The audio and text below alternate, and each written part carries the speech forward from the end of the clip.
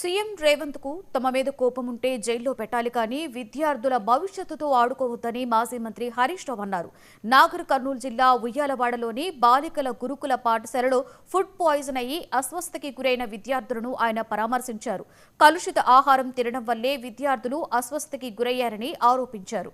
గురుకులాలలో కలుషిత ఆహారం పెడితే చర్యలు తీసుకుంటారన్న రేవంత్ రెడ్డి ఇప్పుడు ఎక్కడికి వెళ్లారని ప్రశ్నించారు. 3 లక్షల కోట్ల బడ్జెట్ 20 నెలల రేవంత్ రెడ్డి ప్రభుత్వ హయాంలో 100 మంది గురుకుల పిల్లలు చనిపోయారు. ఏం రేవంత్ రెడ్డి, నీ గుండె అంత రాతి గుండెనైంది? ఇంకెంతమంది చచ్చిపోతే నీ గుండె గరుగుతుంది అని నేను అడుగుతా ఉన్నా. 100 మంది పిల్లలు చనిపోయినా నీ గుండె గరగదా? ఈ పిల్లల గురించి నువ్వు పట్టించుకోవా? భావి భారత పౌరులైన ఈ పిల్లల భవిష్యత్తు మీద నీ ప్రభుత్వానికి ఉన్న చిత్తశుద్ధి ఇదేనా?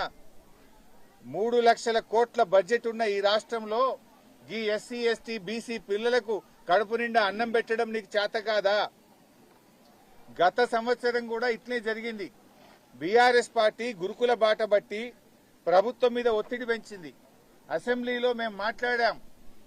రేవంత్ రెడ్డి గారు అప్పుడు ఏం మాట్లాడిండంటే, ఇక ముందు గురుకుల పాఠశాలల్లో ఎక్కడైనా కలుషిత ఆహారం పెడితే పిల్లలు ఆసుపత్రి పాలైతే సంబంధిత అధికారులు జైలుకే అని చెప్పి బాలల దినోత్సవం నాడు ప్రగల్భాలైతే బలికిండు రేవంత్ రెడ్డి.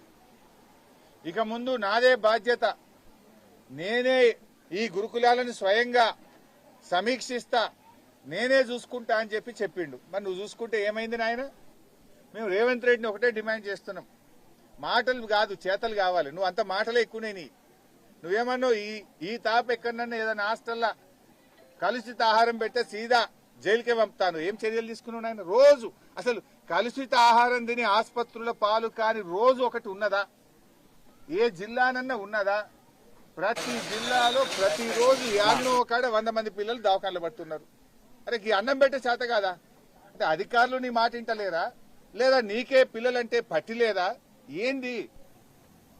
నువ్వేమన్నావు, కలెక్టర్లు పోతారు, హాస్టళ్లలో పండుకుంటారు, కలెక్టర్లు దగ్గర హెడ్ క్వార్టర్స్ ఇది.